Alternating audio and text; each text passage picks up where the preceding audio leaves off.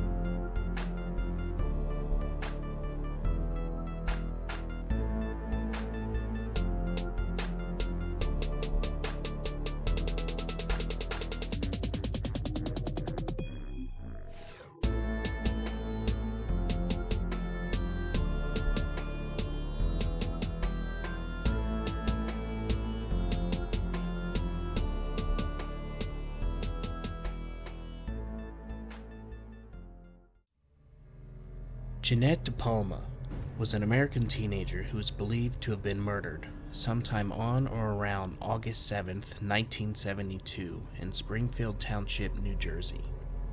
The case, still currently unsolved, has become a matter of significant controversy due in part to coverage in Weird NJ magazine and in the 2015 book Death on the Devil's Teeth.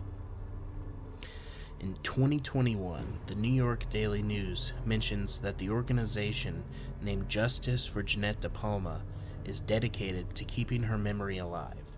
The organizers are continuing to look for clues even as the case approaches a half-century mark. On the afternoon of Monday, August 7th, 1972, 16-year-old Jennett DePalma left her home on Clearview Road in Springfield Township, telling her mother that she was going to take a train to a friend's house. When she did not arrive at her friend's house or return later that evening, her parents filed a missing persons report with the police department the following day. 6 weeks later, on September 19th, Jennett's remains were found atop a cliffside inside of the Springfield's Hoodale Quarry, after a local dog brought her decomposing right forearm and hand back to its owner. According to several witnesses at the scene, Jennett's skeletal remains were surrounded by a series of strange and possibly occult objects.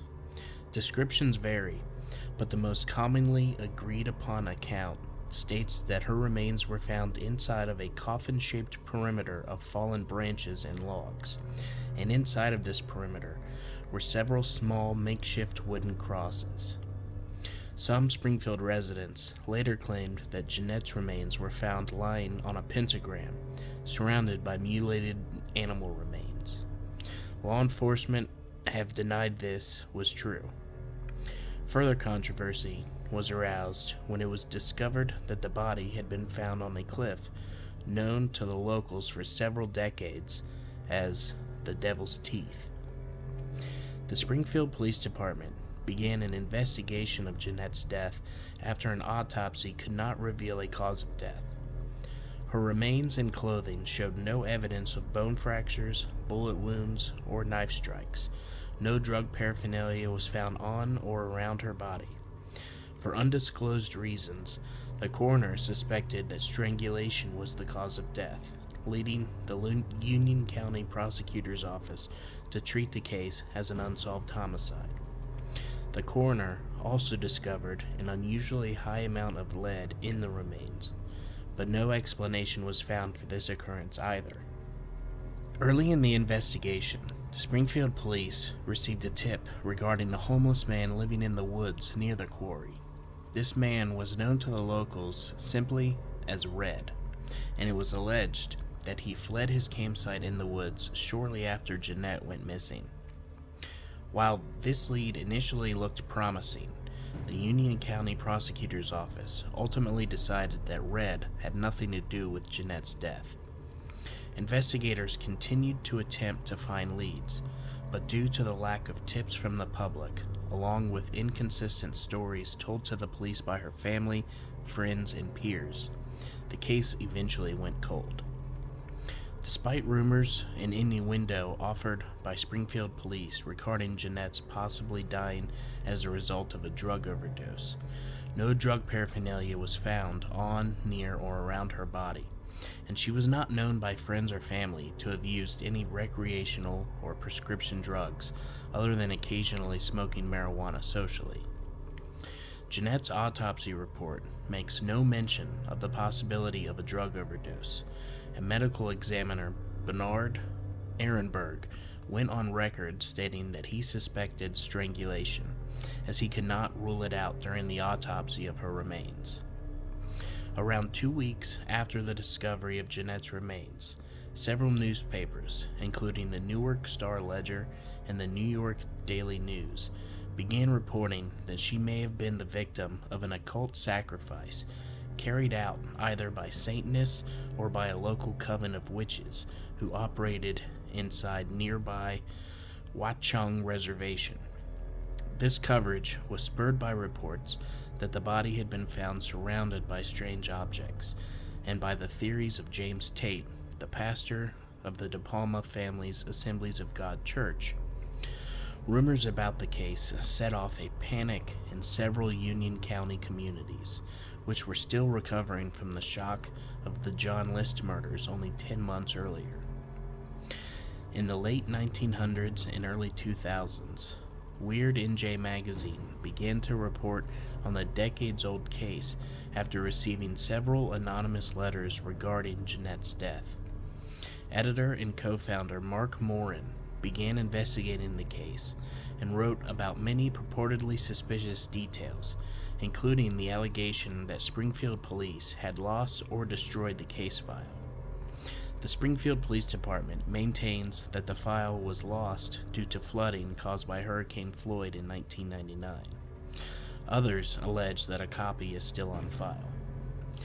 Morin eventually teamed up with Weird NJ correspondent Jesse P. Pollock to write the book Death on the Devil's Teeth: The Strange Murder That Shocked Suburban New Jersey. Throughout the course of their research, Pollock and Morin discovered several instances of a possible cover-up, connections to other unsolved murders, and previously unknown suspects.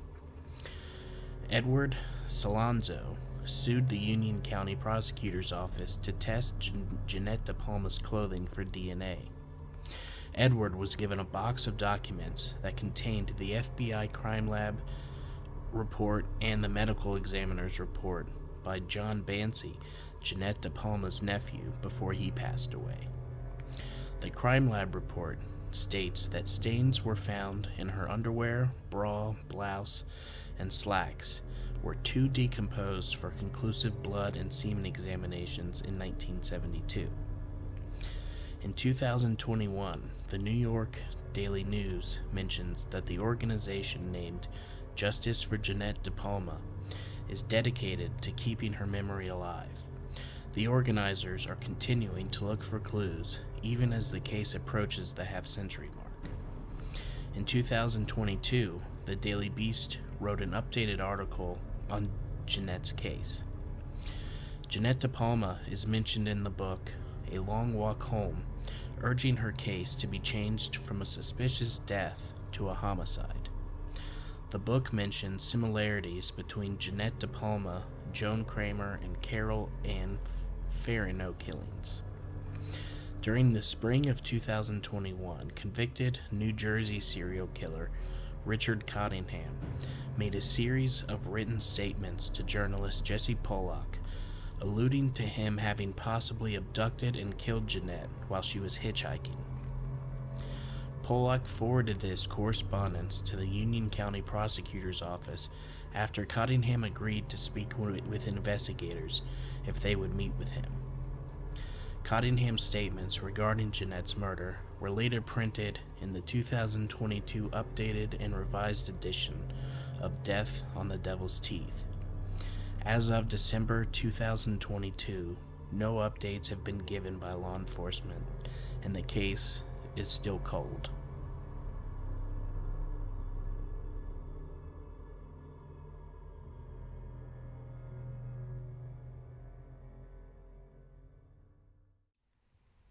Our next story comes from YourGhostStories.com, and keeping kind of in line with our first story, it's the author's encounter with a possible demon.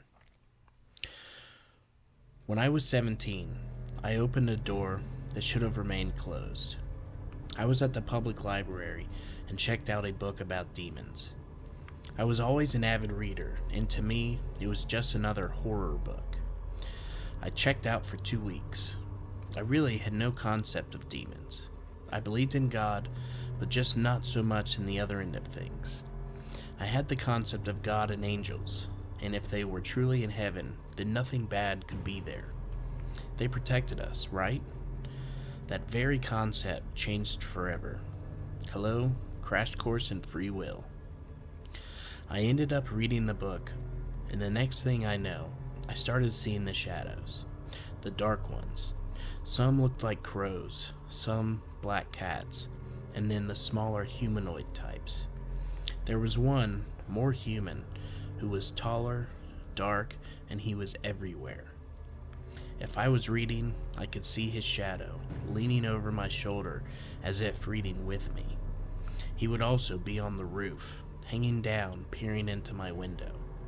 I could see his form, blocking out light, and hanging there upside down, like a crouching bat. He had pointed ears, and I will never forget that silhouette against the starry sky watching me. My sister began seeing these things too. We both saw what looked like fighting, bolts of blue and white lightning that streaked across darkened rooms at each other. The most amazing occurrence was when we were at the movies, and the whole theater was a battleground, with us being the only ones who could see the lights. In retrospect, I do believe it was good and evil fighting.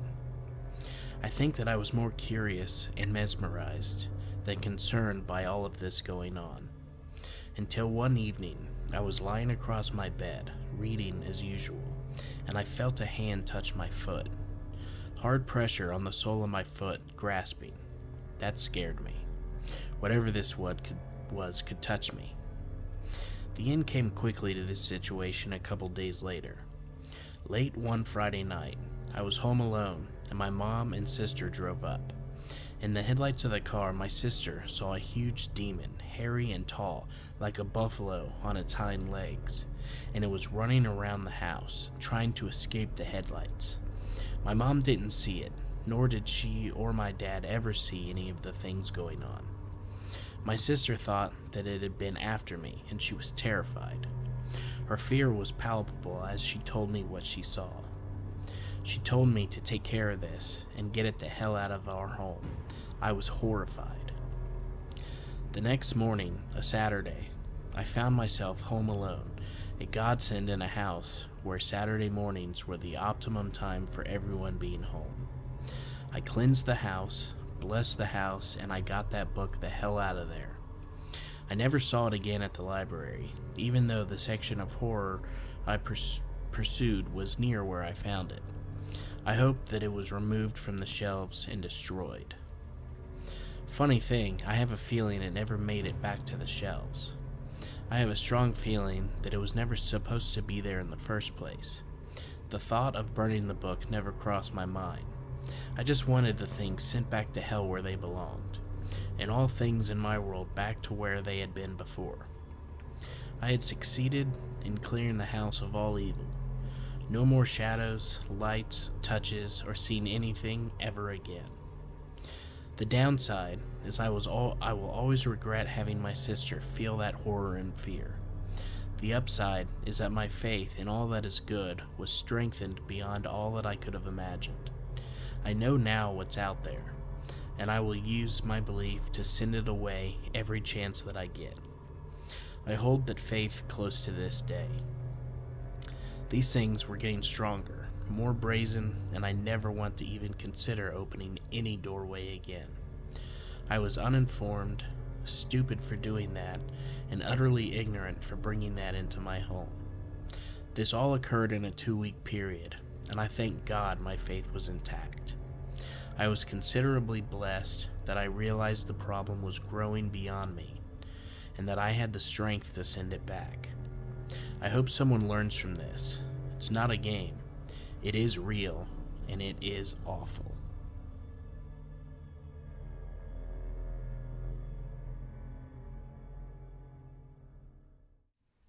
Our next story is also about a possible demon encounter.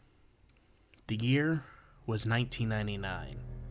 It was late in July, and my best friend had invited me to go jet skiing in the Atlantic with his family. As always, I accepted his invitation and drove over to his house to stay the night. I arrived after they had eaten dinner, and everyone was just sitting around the table planning for the trip in the morning. I took up a chair and just listened in on what the plans were. My friend's dad went to bed, and his mother and he decided that they should inform me of what had been happening in the house within the past week or so. She started off with a simple, yet at the same time, a silly question. "Do you believe in ghosts?" I said no, and I looked at my friend to see where the punchline came in. She then said that her daughter, who is the same age as me, had always had trouble with this ghost, but it had recently decided to start bothering the rest of the house. She continued to speak, and at times I found it hard to keep listening, but I drudged through. They have only 2 children, my friend and his younger sister. They also had a great name named Jada. About this time, my friend's sister came in from wherever she had been and joined in the conversation that they were forcing me to have about this ghost. She stated that it always moved things in her room and sometimes just thrashed the place. This would be a good excuse for a teenage girl to have, but not for her. She is excessively compulsive, which translates to neat freak. She went on and said that she could ignore it for only so long before she asked my friend to bless the room. At this time, he was a very pious and believed it was a demon, and that he could cast it out because he was a Christian. 2 nights went by, and the ghost had apparently moved on, until that following weekend, it was like a breath of fresh air in the house. I'm quoting this. His sister came home one afternoon after cheerleader practice and went up to wash in the bathroom and her and her brother shared. She took a shower and went to get a towel out of the linen closet located in the bathroom. When she opened the sliding mirrored door, crouched on the floor was a sickly-looking old lady looking up at her. She freaked out and ran naked through the house to find her brother. This is when I found out that she was staying at a friend's house and only came home to shower and get clean clothes. Now, I was very skeptical still at this point, so my friend told me of his encounter with it. He stated, "I thought I scared it off, but it only seems like I pissed it off, and now it is in my room too." He followed it up by saying, "It scratches the wall and ceiling, and pulled my covers off of me in the middle of the night. I was trying to be nice, but I couldn't help but throw in a couple of jabs at them, because it all seemed very far-fetched to me. So they finally gave up with me, but told me to be careful and not provoke it." I went into my friend's room to make a bed on the floor while they still sat around in the living room talking about the ghost. In his room are a walk-in closet with only one door in and no vents. I went in and got covers, a pillow, and an old military bedroll, then set up a sleeping area. I noticed a weird-looking oriental lamp in the room that was on, but not throwing off much light. I went back out of the room and asked about the lamp. My friend stated, "It doesn't like the light, so I leave it on so I can get some sleep." Now I really had to poke fun at him for having a nightlight. I told him that I better not wake up to see him sucking on his thumb, or he'd never hear the end of it. We finally made our way to the room to go to sleep, but as most kids do, when it's time for rest, we stayed up just talking. About 20 minutes went by, and I started to hear scratching sounds coming from the closet. So I sat up, and I told him to stop playing around because I wasn't buying into all this crap. He kind of disregarded my statement and just said, "That's how it always starts." I told him the ghost was in his head and that he was just being childish and trying to scare me. I also said, "If this ghost is real, why the hell can it only scratch the door? Is it retarded?" No sooner did I get those words out that the door started shaking with such force that it seemed like someone was trying to kick the damn thing in. He simply put his hands up, I guess showing me it wasn't him. But even as skeptical as I was, I knew he had nothing to do with it. The door went from banging to scratching, then back again, and then it just stopped. We finally went to sleep after it was quiet for a while. I was only asleep for maybe 3 hours or so before I woke up. The light was bothering me, so I sat up and I turned it off. I lay back down, and the next thing I know, this strange whooping, screeching sound was right over me. Never in all my years have I heard such a horrible sound. The next thing I remember is my friend standing on his bed to pull the light switch. He was pale as a sheet of paper and pissed off. He said, "What the hell did you turn that off for? Now it won't leave us alone." We left the room and went to the living room to get away from it. It really didn't seem to care at this point. As we were leaving the room, the bedroom door slammed shut and opened back up and then slammed shut again.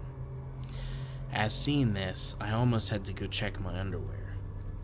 The room sounded like a hurricane was going through it. We just sat listening to all of this. My friend's expression never changed. He was tired and mad. So we just sat there not talking, just listening to this thing throw a temper tantrum in his bedroom. When it was bored with that, it started scratching on the ceiling in the living room, and that continued so long I think we just stopped listening to it. That morning, I apologized to his mother for doubting her story, and I honestly felt like a jackass for doing so in the first place.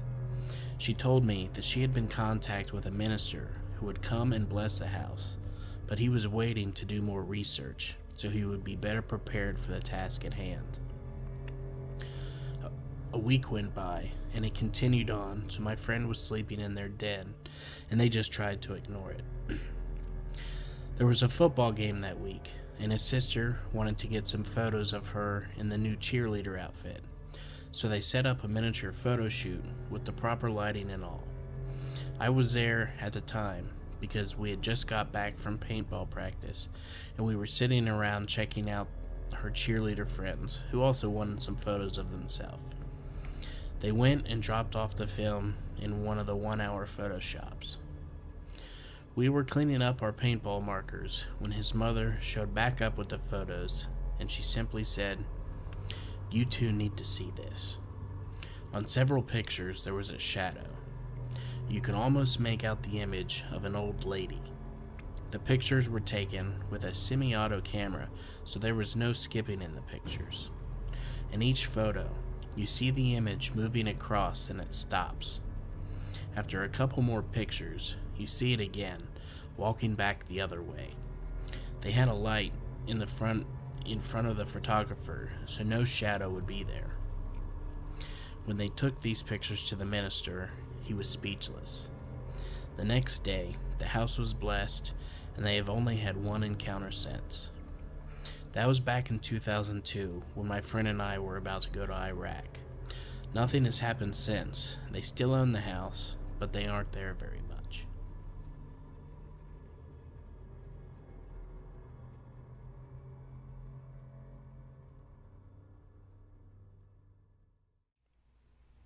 Our final story comes from the same author as our last story. In late 2002, I was on stand-down orders from the Army, so I went back to work.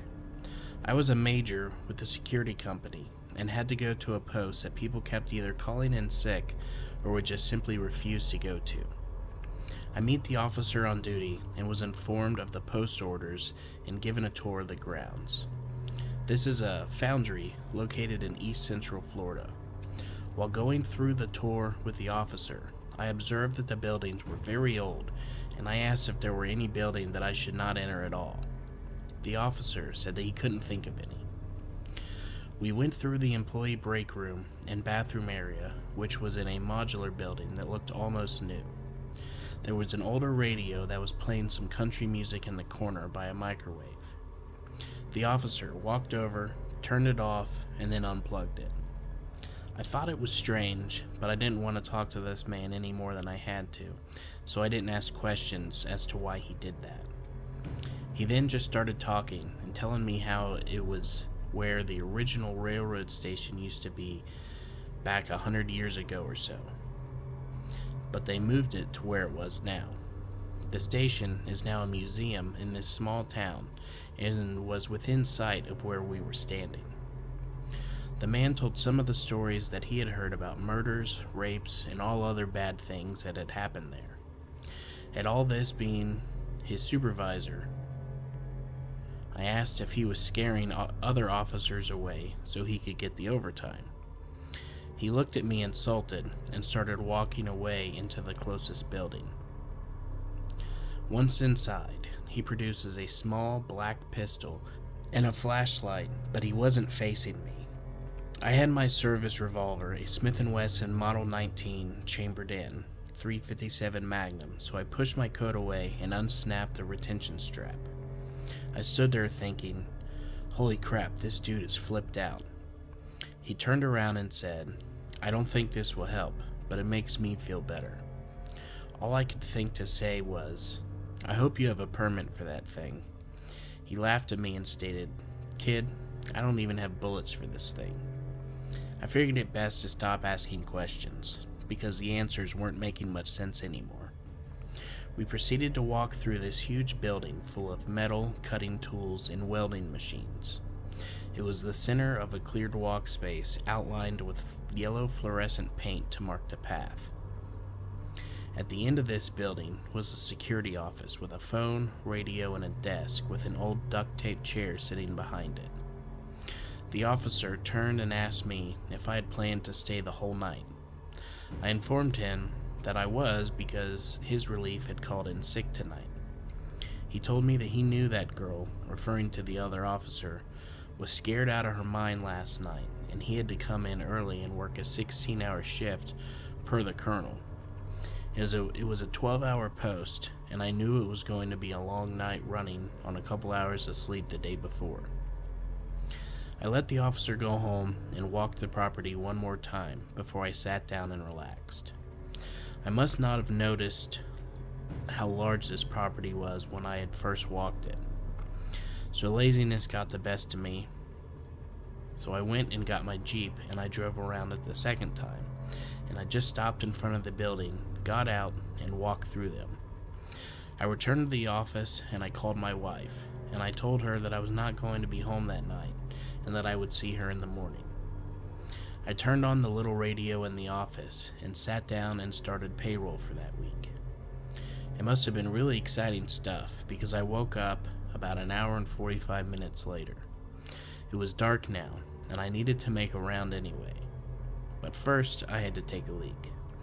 I went and I got my Jeep and I drove down to the employee rest area, unlocked the door, and went in. I was standing in front of the urinal when I heard somebody start singing. It was very faint, but I heard it nonetheless. I got done with my bathroom break and I entered the lunchroom. The radio was playing, so I went over and I turned it off. I started walking out of the break area when it dawned on me that the officer had turned it off and unplugged it. So I returned to the radio and I unplugged it again. I went outside, got in my Jeep, and I drove around the grounds and checked every building twice. I thought someone had jumped the fence and was playing around. I just wondered if the person realized that I was carrying hand cannon on my hip and a shotgun in my Jeep.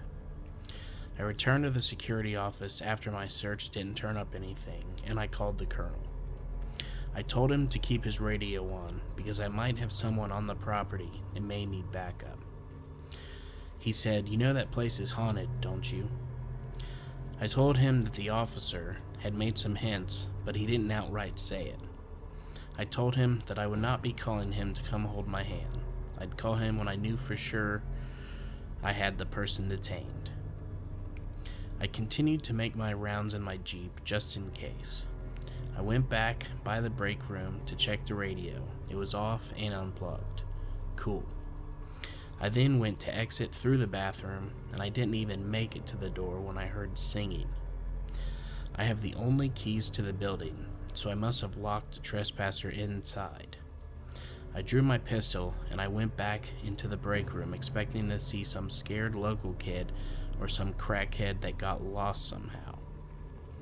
When I entered the room, not only was the door locked and there were nowhere to hide, it was empty of life.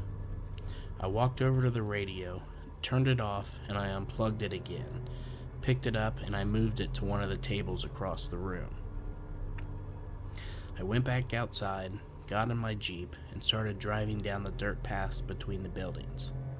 It was starting to rain. It is Florida, it's either raining or about to.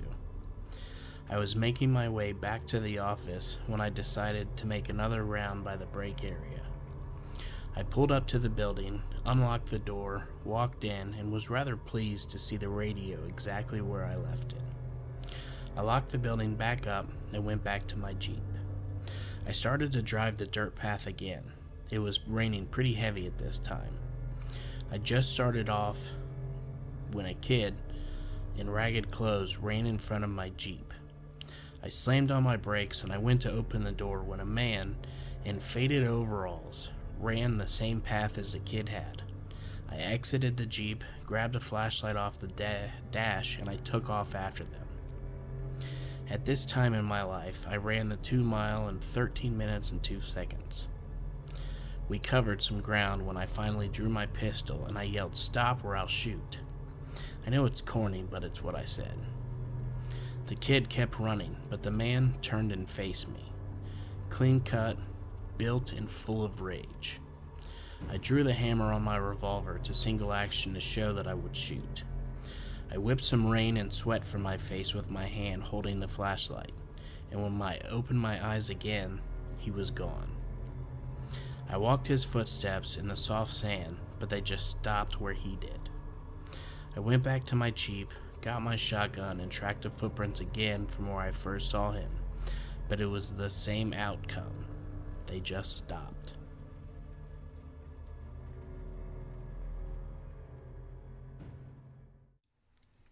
Well, that is going to do it for today. Thank you everyone for listening, and I truly hope that you enjoyed the stories. If you could, please rate and review on Spotify and Apple Podcasts. A 5-star rating really helps others to find us. Don't forget to share with friends and family.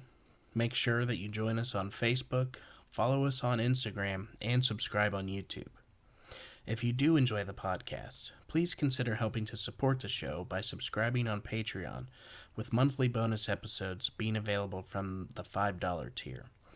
I'm actually working on a second bonus episode for this month to be out sometime this weekend. Once again, thank you all for listening, and make sure to keep your doors and windows locked, and stay ready for Ohio Unsolved.